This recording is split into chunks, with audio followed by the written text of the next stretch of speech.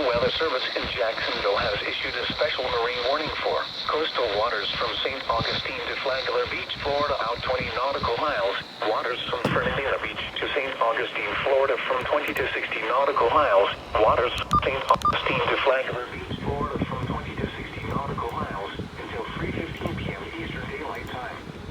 At 2:12 p.m. Eastern Daylight Time, a severe thunderstorm capable of producing waterspouts was located 7 nautical miles northeast of Ormond by the sea, moving northeast at 25 knots.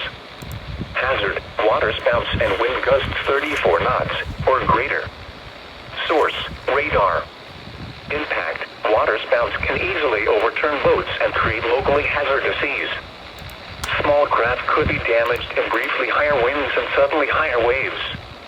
Locations impacted include Beverly Beach, Big George's Reef, and Palm Coast. Thunderstorms can produce sudden waterspouts. Waterspouts can easily overturn boats and create locally hazardous seas. Seek safe harbor immediately.